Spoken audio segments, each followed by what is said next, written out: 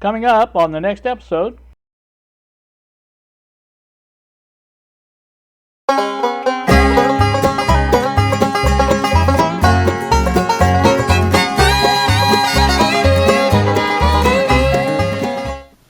Good Tuesday morning to you all, YouTube. It is 8:13 now in the AM. Here at the bench in the workshop. And what you see on the bench in front of you there, this little object here, is a prototype print.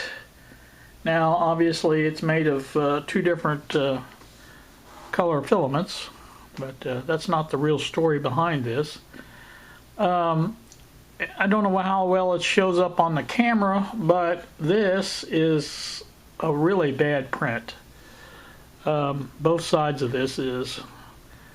Can you see that hole right there? Now watch when I just barely touch that. Yeah, you see how that goes in there, and that is a very, very bad print. This is a prime example of under extrusion on the 3D printer. And I put that together just to show you how well it, not well it printed, but excuse me. This is the new filament of the gray and the white. Both of these are new filament. So let me start to be at the beginning of this really sad tale. Let me go over here a second. I don't know how well you can see that, but that's the 3D printer over there in the corner, and it's sitting there all lonely. The object in the foreground, the HP signal generator, and its associated stuff that's on top of it, is the reason that the 3D printer is broke. And yes, it is broke. What I mean by that is it is not working correctly. I know I'm kind of beating around the bush here. You recall that I made this new extension for the bench, and I was happy to get that done, don't get me wrong, but I didn't think of one important aspect of this, and that being the 3D printer, which while it doesn't have to have a clean room, it does need to stay clean. Absent of extreme dust particles, we'll put it that way. And anytime you do sawing, for those who do sawing, you know there is a lot of dust created by sawing, and that dust finds its way into every orifice of every whatever in your wherever it's at. In other words, it just finds its way, like I say, everywhere, and that's what happened. It found its way into the 3D printer, more specifically into the feed tube, the white tube there. I don't know whether you can see it, but the white tube there that comes down. I'm going to kind of go over the steps or the actual extrusion process on a 3D printer, and we'll show you why this messed up and what happened to it. And so that's what we're going to do. Now, I do have, I don't have them ordered yet. I will order them tomorrow. Parts to fix this, but in the meantime, I thought we could go ahead and look at the problem and, why it's doing what it's doing. Couple of things. Now, here's one of the first things I printed. I don't know how you can see that. Now, let me get out of this sunlight. Now, there's one of the first things I printed. This was supposed to be a wire stripper holder for my pegboard. Now, obviously, you can see that is just, there's no, it's all elastic or flexible, however you want to call it. And that, I didn't really know it at the time. I thought it was a problem with the filament that I bought.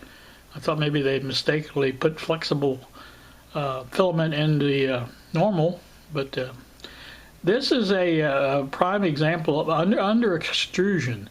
Now what that means is the printer head that lays down the plastic on the print bed was not putting out what it should put out. So that is the problem. The reason it's not putting out is because it's clogged up with foreign material. That foreign material being sawdust.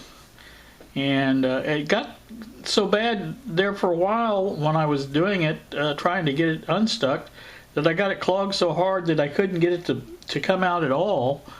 And so, but I do have it, obviously I have it working now. This white was the last thing I printed, this white part here. I wanted to go ahead and print that, even though I knew it was going to come out, or actually the gray I think was the last one I printed. But anyway, I wanted to go ahead and print that so that I would know how this was going to work. I don't know how well you can see that on the camera, but there's a plug of sorts there, and what that is, as you can see, the screws in there that hold it together, that will hold it together. It's not doing much now, but inside there is on the other side of this plug it's got a hole in it, and there's a battery box for that 18650 battery. It's not in there, but that's the holder in there, and that screws to this plug. Now it's the only way I could do that and make this print as it should without support, things like that. So that's what I wanted to test out, and that's going to work good, I'm sure. Of course, this is all a piece of crap, but other than that, now also this piece here, there's a ring that goes around there to hold that together once I get a good print of this. But for right now, that's pretty much it. So there you go. Let's go over to the printer now and take a look and see why this is messed up. Okay, pardon the handheld, but this is what I'm gonna have to do for this part of it. Let me see if I can get this sit on here. Maybe I can do it that way a little bit better.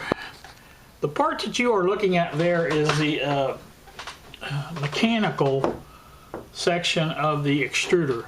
Now the extruder itself consists of that end there that you see with this big knob on it here.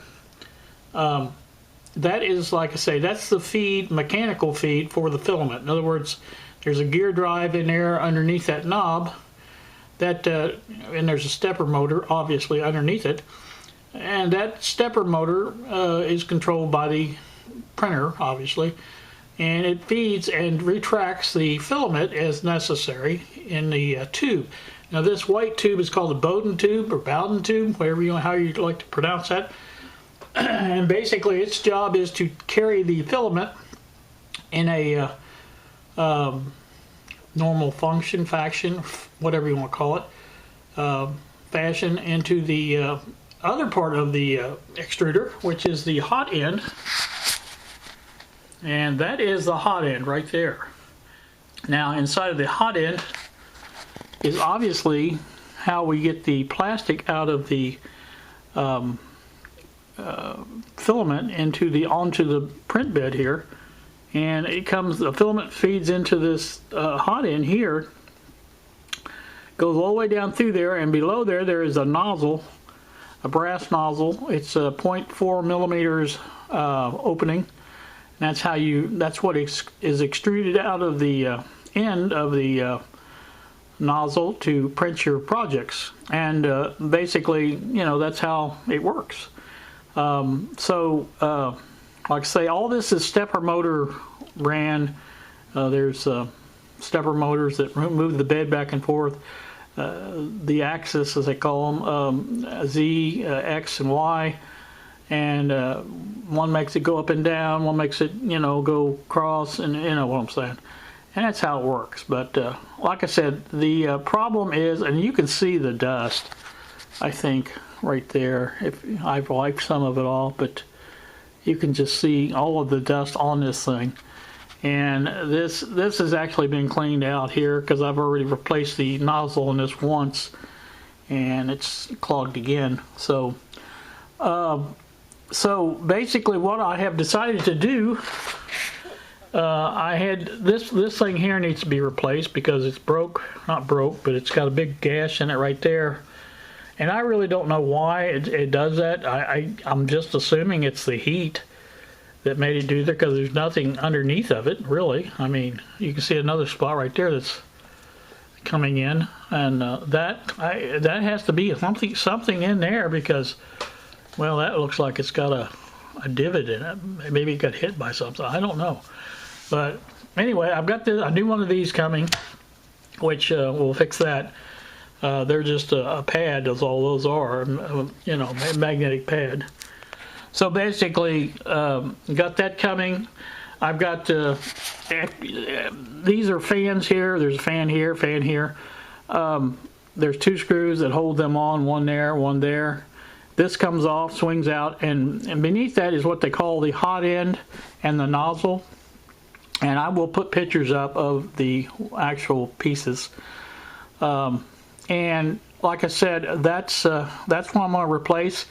That entire feed tube, and that includes this Bowden tube, and it's an upgraded tube. That's what they call a Capricorn tube, and it's made of Teflon, and it makes the feed for the filament smoother. And I also have the other end, the mechanical end. I decided to go ahead and replace it all because, for one thing, I believe this is plastic, and I'm not really sure, but I think it is. It may be metal, I don't know.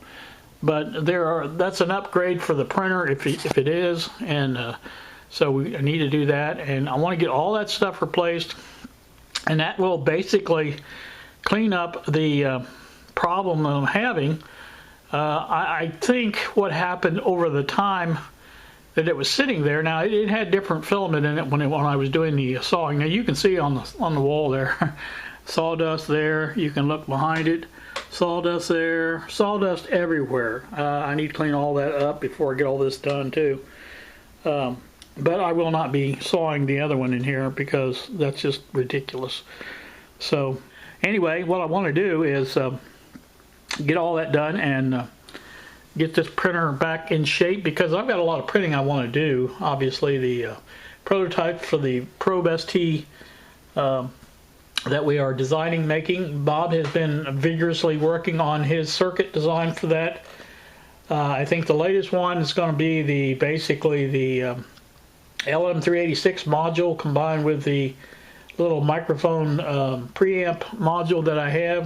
He's going to try to put that all on one board using SMD components, and that's his first foray into that type of design, and it's taking a little while to do. Bob's out visiting today. It's his day to visit his ex-wife, and so that is what's going on here. But like I said, I'll have to wait for the parts to come in. I'm ordering from Amazon. I think the total parts for this, getting everything I want to get, was like, it's close to $50. So this is kind of a major thing for me as far as the upgrade or repair, whatever you want to call it. I would like to get this over on the bench and basically take it apart, clean it really good, and get this thing back into prime condition. As far as you can see there, it's just it's filthy, and I don't know what I was thinking. I wasn't thinking. That was the whole thing. I knew I was going to create sawdust when I started sawing, but you know, sometimes you don't use your best judgment. So, and that's the case here. I definitely didn't. But anyway, once all of this has been replaced, that will pretty much make the printer new as far as the extrusion process is concerned, and so it should print just fine then. The new bed will make it better there too, but again, most of the problem is in the extrusion process. So I want to get all that cleaned out and make it new again. So, like I said, I use this printer a lot, and I enjoy using it. And again, I just bought 3 brand new spools of filament for it. I really don't want to just leave them kind of lay around. So, anywho, that's what I'm doing, and so there you go on that. Second part of this little video is going to be me flapping on things that are going on and things you guys don't know anything about. So let me get on to that part. 8:34 now at the time, as you can see there on screen. I've also got a camera looking out the window there, as you can see in the other shot, just to have something extra for the flapping video part of this. As I alluded to, excuse me for eating some candy that I got. Basically, like I said, there's a lot going on here that nobody knows about. One of the things is regarding my family. I have a problem that's arisen, and it's not something that is pleasant to talk about, but it is a fact, and has to be dealt with. So basically what it is my sister lives in Vivi. Judy is her name. She's been basically a lifelong smoker. Her husband was as well. Her husband had a heart attack, and they told him to quit smoking. He didn't. He died a couple years later, I do believe.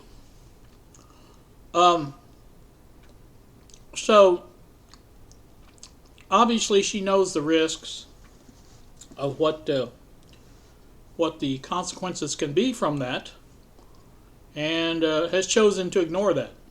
So she, according to what she told me, they had noticed a spot on her lungs some time back, and she chose to ignore that. And that has since developed into a tumor. So she is currently on hospice. I don't know the time frame or anything like that. That hasn't been discussed. I haven't actually been down to see her yet. I was planning to go yesterday or today, and things came up yesterday. I couldn't go, and today I'm thinking, well, tomorrow's payday. Might as well just wait till that.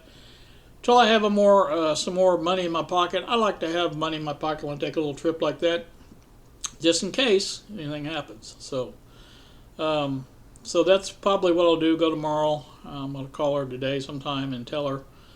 Make sure she's going to be around. And so, anywho, that's that. Again, not pleasant, but it's a fact of life. And I'm not condemning her for the choices she's made. I mean, it's her life. I just think it's maybe unfair to her children, and her family, that she's not going to be around. So, that's her whole issue. Excuse me. Her whole issue is quality of life. That's what she told me, and I understand that. What is life if you don't enjoy it? In other words, if you're not doing what you want, and her enjoyment is obviously smoking, part of it, and so that's her decision. I totally agree with that. I think it's a shame that those cigarettes get a hold of people like they do, and I don't understand the whole thing. I don't know that I'm a better person because of it, but I just think that I think it's a smarter choice is not to smoke. That's my opinion. Again, that's just my opinion. People that it's a free country, do what you want, but again, there's always consequences for anything you do in life, and that's true for me. True for me as well. The choices I've made, I don't live the healthiest of lives. Obviously, I'm overweight. I have high blood pressure. I'm diabetic. I mean, I have problems. Um, People say, well, there's no sense in changing now, but I don't agree with that. I think you can.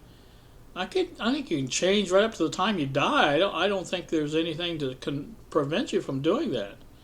But again, what difference it will make at this age, I don't know. But again, I am trying to live a little healthier, and I don't want to pass on to the next life too early. So again, that's just my thoughts on that, and that's one of the things that's kind of weighing heavy on my mind lately, and also my mother. Now I talked to my niece, my oldest niece Becky, uh, the other day, and she informed me that Mom is allowed to have visitors once again, and it's back to the same. I think there's a limit of 2, and you have to wear a mask and this and that and everything else, but that's no big deal to me. So I will be trying to see her this week sometime, and maybe get to talk to her for a while. So that'll be good. Mom will be 95 come January the 8th, and so she's no spring chicken, as they say. But she seems to be pretty good health as far as I know, and not perfect, obviously, but as good as you can be at being at 95, I think. So my sister and I always joked about Mom would outlive both of us, and it's at least with her, looks like it may be true. Of course, you always think, and I admit that I pray for a miracle on this. I really do. I don't want to lose my sister. I just, she's been my protector. She's 4 years older than me, and she's always been my protector. When we were growing up, and so like I said, it's just it's hard, and I just try not to think about it so much all the time, because you can't. As they say, life goes on, but at the same time, every time something comes up, it reminds you of it, and then you start thinking about it again. But so anyway, that's that. Other things that's going on. There is another thing that's going on, and I can't remember what it is. I thought about it before I came in here to sit down. Oh, I know what it is. The computer videos. You guys may recall some time ago I said that computer videos were not my favorite, most viewed things and things like that. Well, that's wrong. That is wrong, wrong, wrong. The most viewed video on my channel is in fact a computer video. I don't know how many of you guys recall it, but it was the one on the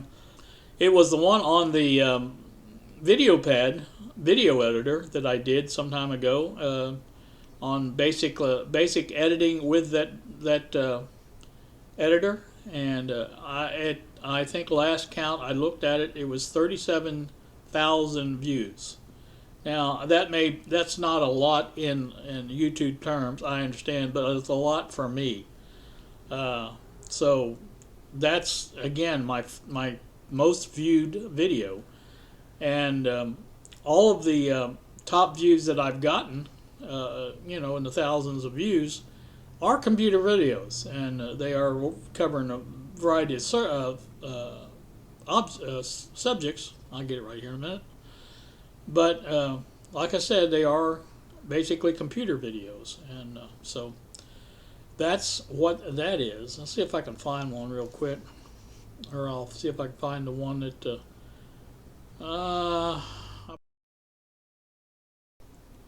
Yeah, there we go. 37,384. So there, 37,384. That's quite a few. But again, that was made back in 2018. So I given this thought of this, I thought, the thing to do is to make another video like this. Now, obviously, it's not going to be about VideoPad, but I thought about doing the same thing with Shotcut. Shotcut's a very good editor as well. It's free, and I thought, I'll go through and do a basic editing type of video, or a beginner's guide, as this was. But again, that's, I thought would be helpful. Obviously, people are and I think you can see the likes. They're 368, so it's pretty pretty well liked. I mean, it's not. But like I said, I plan to do a similar one for Shotcut and see how that goes over as well. I've already started working on that. I'm trying to do as best a good a job as I can. I've got the shows how to download and install Shotcut on Windows 7 and Windows 10. Got those two parts of the video done, and then I want to do the same for Linux and maybe even Mac if I can find a monitor plug-in for my Mac Mini, if I can do that. So anyway, that's coming up sometime. That's one of them videos that's going to take a while to do. So it is what it is. I watched Jack on his. You know what? Always the definition of a farmer kind of struck me funny as when I heard it. It's actually a joke, but like I said, the definition of a farmer is a man that's outstanding in his field. Well, that was Jack's video today, pretty much. So. I kind of enjoy a look at Jack's other part of his life as far as away from electronics.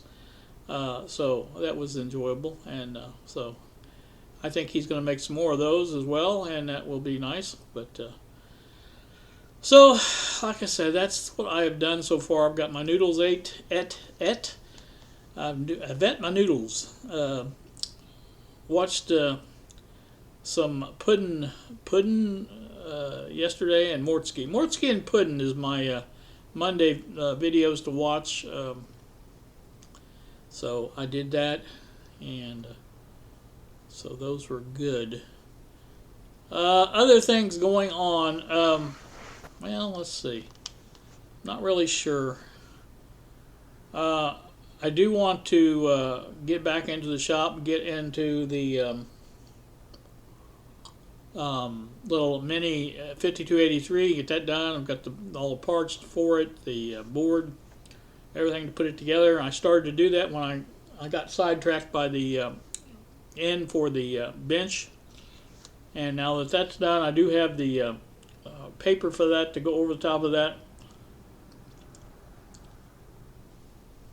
I wanted to leave the HP sit on its new little feet, get those adhesed to the bottom of the HP as good as possible before I moved it, and that's why it's sitting there. I'm going to move it over to the actual bench, then I'll spread the paper onto the new surface, get that all on there, and then I can put everything back on it. One of these days I will get started on the other side. I'd like to get all that finished and get, just basically get the bench wrapped up like it's going to be. And so, and once I do that, then I feel like I can get in there and work on things and not have to worry about, doing more work on the bench. Now, that's not going to finish the work on the bench, obviously, but I still need to do the electrics. Now, for right now, the electrics are fine.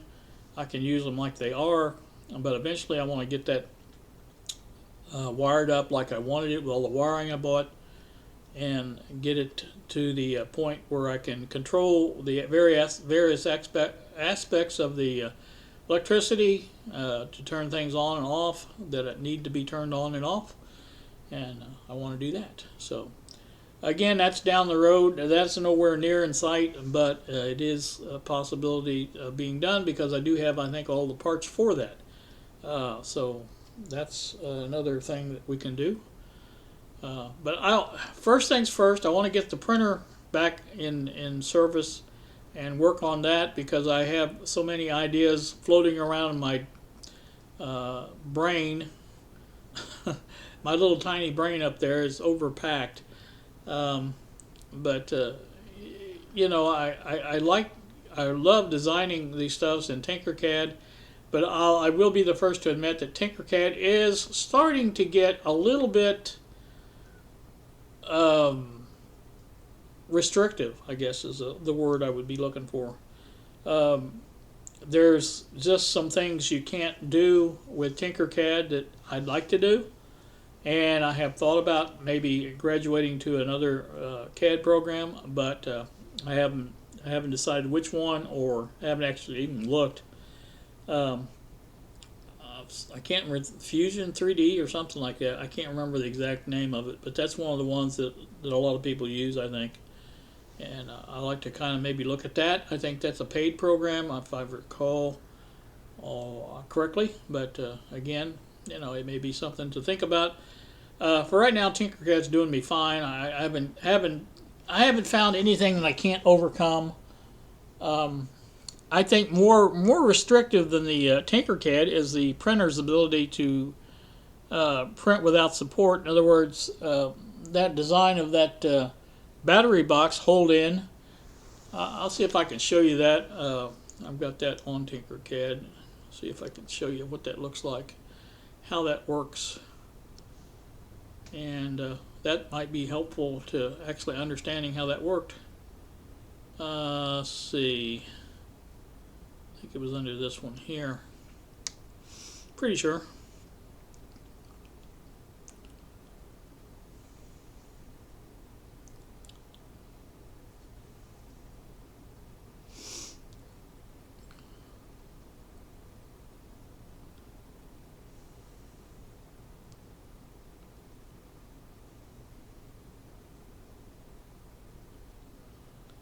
Alright, there you go. There's a look at it. Now the red part is the plug that goes into this hole here. And if I turn that over, let's turn it over if I can. See the inside of it. But that plug will fit just like it is up into that. That puts it at the right height for the battery box, this flat part here where the battery box fits into. It's correct length from the fenced in here, and it's got, as you can see, I think if you look at it close, I think you can see there is a hole in that.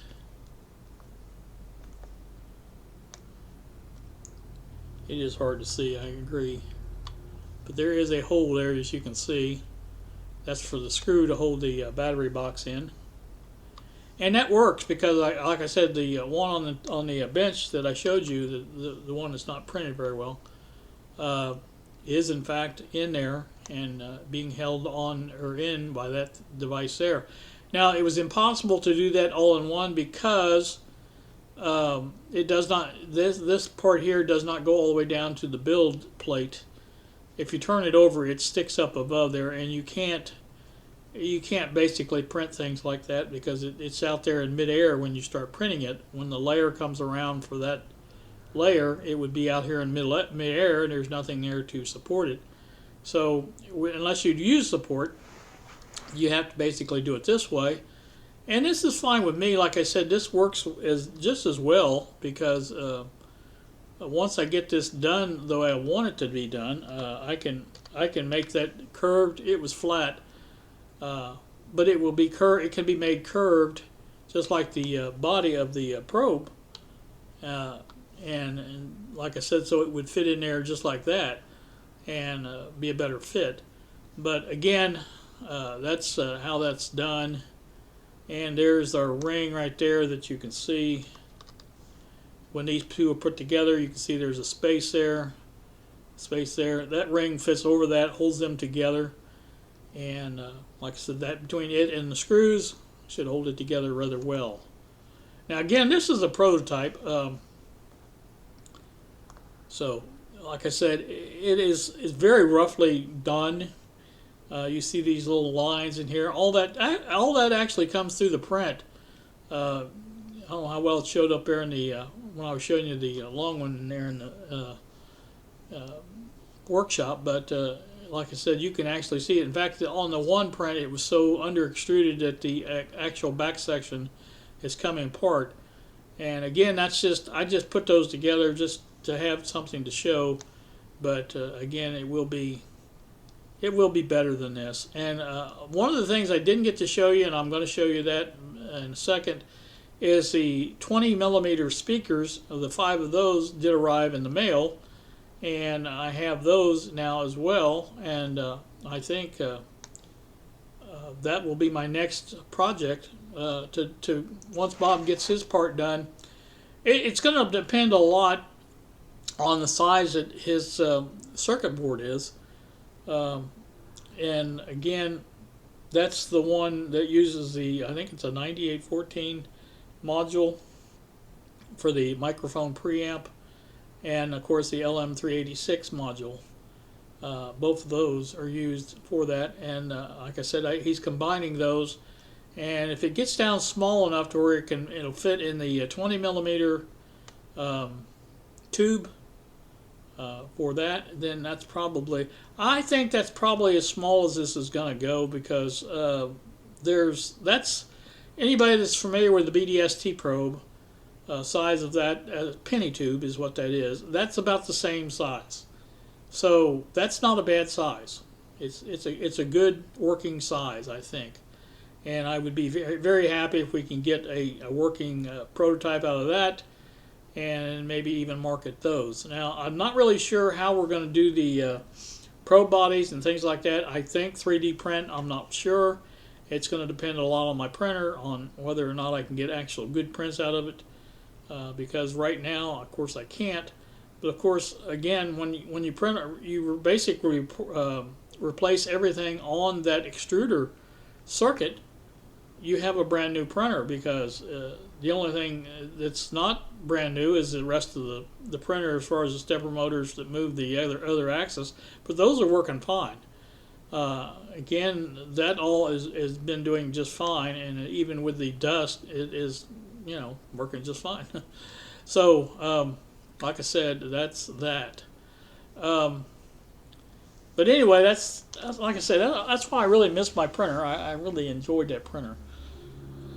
I was going to do this flap when I went to Vivi. I was going to do it in the car, but I don't know how well that was going to turn out. I know that one camera that I use, the newest one I've got, dash cam, it does record audio very well. And of course, with the windows up, it should record really good. So I may do that anyway. I may do another kind of a secondary flap in there on my trip. I don't know. We'll see. But like I said, that's what's going on here. I think that's going to do me. Like I say, I've covered up pretty much everything I wanted to cover. Again, I want to show you those speakers. I'll take a picture of those and I'll put it in here somewhere that you can see those little speakers. Again, they're not very big. 20 millimeters is not very, very large. And again, I don't know how they sound. Bob had asked me to do a little demo of that, and I want to do that. If I do that, I may go ahead and put that in with this video and show you that. And I kind of like to hear what they sound like as well. So until something other comes up, I don't know. Again, I'm working on the other video for the shotcut. That will be up sometime. I don't know when. It's going to take me a while to do. I'm doing this slow.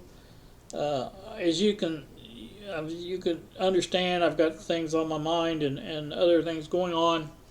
So probably making videos is the last thing on my mind. But while I'm sitting here doing nothing, I thought it was a good time to do something. Does that make any sense? So anywho, that's that. You guys have a great day. Thank you so much for watching, and we will see you.